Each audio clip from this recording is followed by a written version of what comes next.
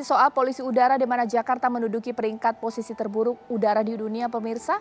Bahkan juga kualitas udara di Jakarta kembali menjadi perbincangan. Ibu kota Jakarta kembali berada di peringkat atas kota dengan polusi udara terburuk.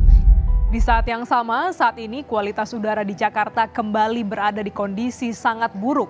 Polusi udara yang semakin parah bahkan membentuk kabut di ibu kota. Kita beralih ke informasi lain, saudara, menanggapi soal kualitas udara ibu kota DKI Jakarta yang dinilai sangat buruk. Menurut penjabat Gubernur DKI Jakarta Heru Budi Hartono sebagai tantangan. Pemirsa, Jakarta menyandang kualitas udara terburuk di dunia dengan status tidak sehat. Bahkan kemarin tercatat indeks kualitas udara Jakarta berada di level 4. Sudah udaranya tambah panas, polusi udaranya pun makin tinggi. Ya, Anda yang melihat langit Jakarta kelabu, itu bukan sedang mendung, melainkan polusi udara yang masih juga tinggi. Jakarta terpantau masih dalam kategori yang tidak sehat berdasarkan. Saudara, meski di akhir pekan kualitas udara Jakarta yang diukur dari indeks kualitas udara menunjukkan tidak sehat. Pagi, pemirsa, Jakarta menduduki peringkat posisi terburuk soal polusi udara di dunia. Polusi udara, satu kata yang mungkin sudah tidak asing lagi terdengar di telinga kita, baik melalui berita resmi maupun berita non-resmi dari orang-orang di sekitar kita. Namun tahukah kalian apa pengertian dari polusi itu sendiri?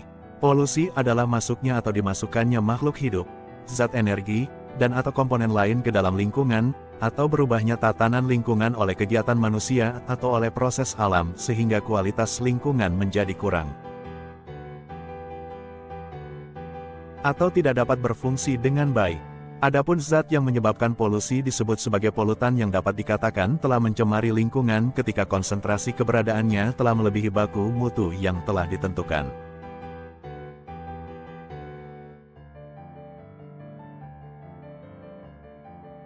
Sehingga dapat dikatakan bahwa polusi udara adalah proses masuk atau dimasukkannya polutan ke dalam udara dengan konsentrasi yang melebihi baku mutu udara.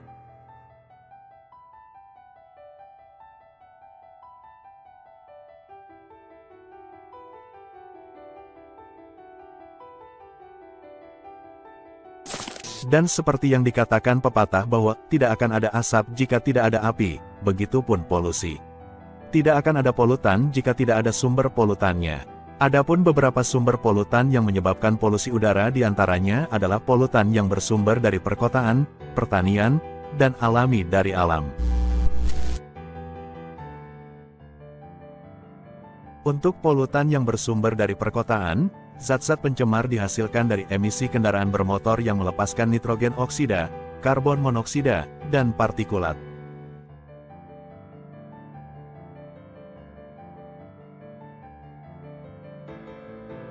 Selain emisi kendaraan bermotor, sumber lain yang mengeluarkan zat pencemar adalah industri, pabrik, serta pembangkit listrik yang melepaskan sulfur dioksida, SO2, dan senyaka organik yang mudah menguap, VOC.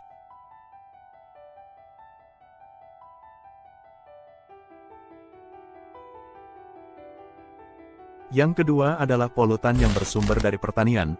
Zat-zat pencemar pada sumber ini dihasilkan dari penggunaan pestisida dan insektisida yang berlebihan, serta pembuangan kotoran hewan dan sampah yang tidak sesuai regulasi.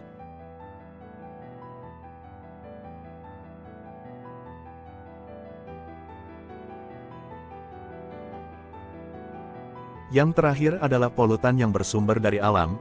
Zat-zat pencemar pada sumber ini diantaranya berasal dari letusan Gunung Merapi dan kebakaran hutan alami. Menurut IQ Air dalam rentang waktu tahun 2018 sampai tahun 2022, Indonesia menempati peringkat negara dan wilayah paling berpolusi di dunia, yakni pada peringkat 26 di dunia. Kota Jakarta adalah kota yang menempati peringkat ke-10 sebagai kota paling berpolusi per tanggal 2 November tahun 2023. Peringkat ini didapatkan karena besarnya konsentrasi emisi karbon monoksida dan emisi sulfur dioksida di Jakarta. Menurut CNBC Indonesia per tanggal 22 Agustus tahun 2023, dari sisi penghasil emisi karbon monoksida disebutkan sektor transportasi menyumbang sebesar 96,36% atau 28.317 ton per tahun.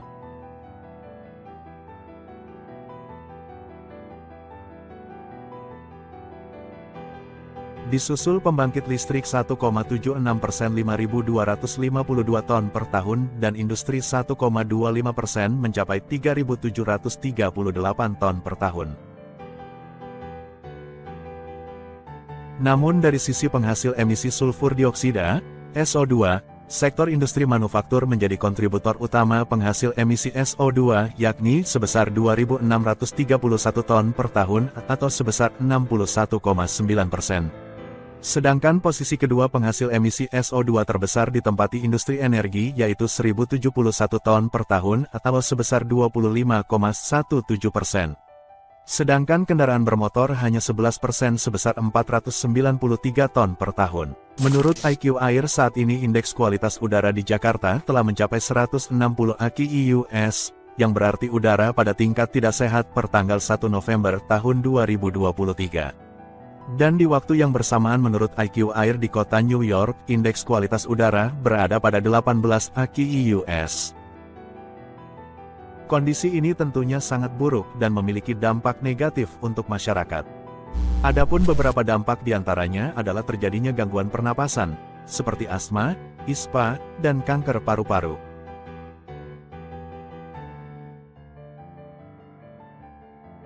Pencemaran udara juga bisa berakhir pada berkurangnya kadar oksigen di dalam tubuh manusia, dan pada ibu hamil bisa memicu peradangan di seluruh tubuhnya dan memicu kelahiran prematur. Sementara untuk janin, keadaan ini dapat mengakibatkan keguguran, asma untuk anaknya kelak, dan memicu autisme. Selain itu, pencemaran udara juga berdampak pada pemanasan global. Adapun beberapa solusi untuk mengurangi pencemaran udara ini adalah, pertama mengurangi penggunaan kendaraan bermotor. Kita bisa beralih menggunakan sepeda atau jalan kaki jika tidak terlalu jauh, bahkan naik kendaraan umum lebih disarankan. Karena dapat mengurangi volume kendaraan di jalanan. Kedua, menghemat penggunaan listrik karena pembakaran dalam menghasilkan listrik untuk produksi energi menimbulkan polutan. Ketiga, menghindari mengelola sampah dengan cara dibakar. Keempat, mulai menanam banyak pohon atau tumbuhan lainnya.